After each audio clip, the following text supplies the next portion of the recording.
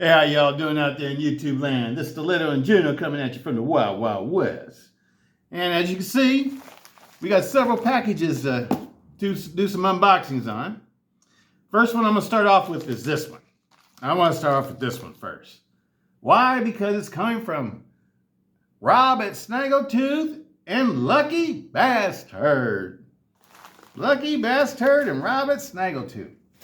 So we're gonna find out what this one is. I am so curious to find out. Okay, doing the unboxing today. I'm just gonna do 3 unboxing videos today. There'll be 3 separate videos. This is the first one of the 3. Just got off work. Oh, doing the unboxing today is my new favorite knife, my Engage. 3.5-inch Engage with CPM S35VN stainless steel blade, cold steel, 3.8 millimeters thick, 3.5 inches long. There's Juju.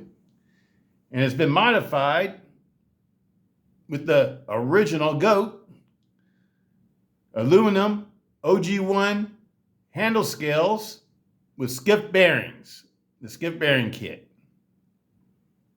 Now you can get an original GOAT for $90. And as you can see, I polished everything all out. This has been all polished and set up the way I like it. And I love everything about it. This deep carry pocket clip actually works really good. It doesn't let the knife fall out your pocket like when you're on the motorcycle or anything. It retains the knife very well. Absolutely love this, people. Absolutely love it. Weighs 5.9 ounces. What you see here weighs 5.1 ounces. The only way I can improve this one is if original GOAT comes out with aluminum backspacers, either smooth or jimp backspacers. V-grip would be cool too.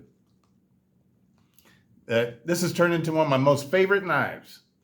It's right up there with my Dimco 8020S. Absolutely love it. Absolutely love it, people. It's great with a thumb stud, reverse finger flick,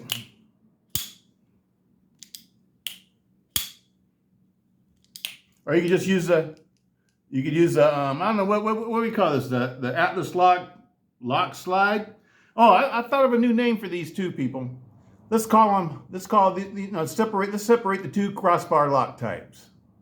Let's define a crossbar lock as a lock bar that completely covers part of the blade tang.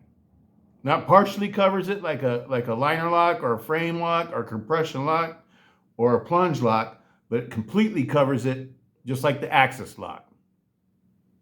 Completely covers it.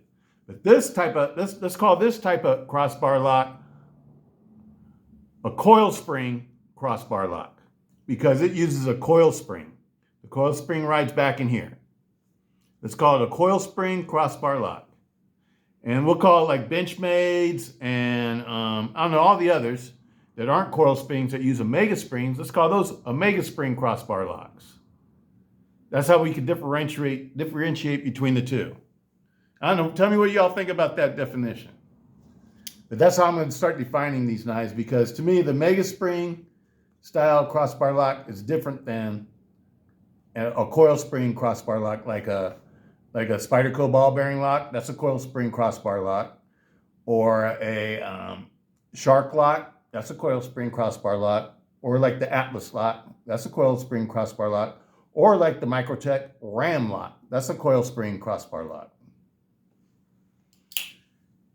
Examples of Omega springs would be the CGARB Krog, or any Axis style lock that uses Omega springs, like an XR lock, or I don't know, everybody makes them now. Hogue has theirs. They call it the Able lock, but everybody makes these locks now, and it's really, I'm cutting it off into 2 categories. You either use Omega springs or they use coil springs. 2 Omega springs or a single coil spring. The single coil spring rides along the spine.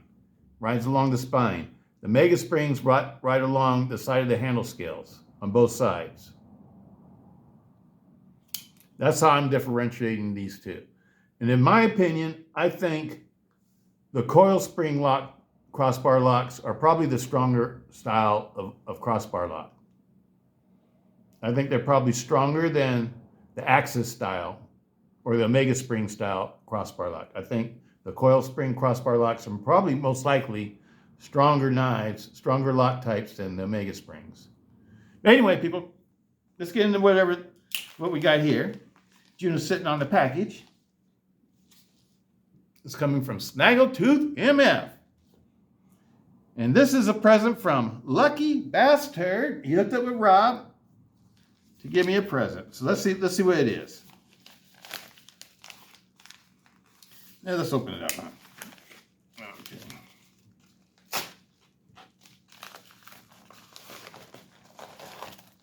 Oh.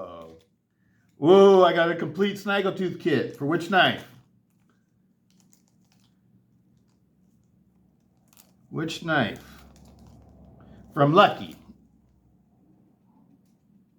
That's what Lucky gave me? Right on.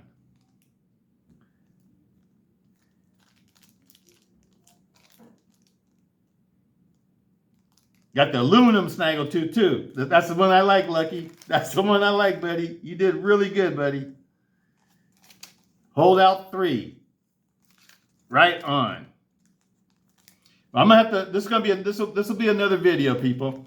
This will be another video where we'll put this kit together. Put together my holdout. Let's set it up for this one. That will be cool.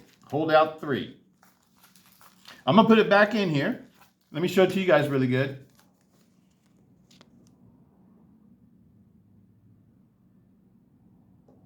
It's the ring kit where you replace the what do you call it, the spine,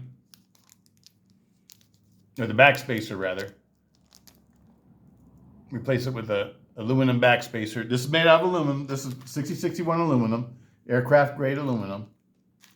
Same thing with this piece right here. And this is a Snaggletooth that you snag on your pocket. Set it for right side carry, like I like to carry my knives. Right on, Lucky. Thank you, buddy. Thank you. I will see Lucky tomorrow on Saturday. We're getting together. We're going to do a video together. We're going to do, I think, a campfire video. We're going to make a campfire. Anyway, there it is there. And my new favorite. I like these with the with the original goat kit. With the skiff bearing and aluminum. Or they even got titanium now, people. And yes, I'm going to let you know. I ordered a titanium set. And I'm going to save the titanium set for the cold steel knife that I have. The Tonto that I have coming. And I think it's one of these boxes over here that we're going to unpackage today in the next videos.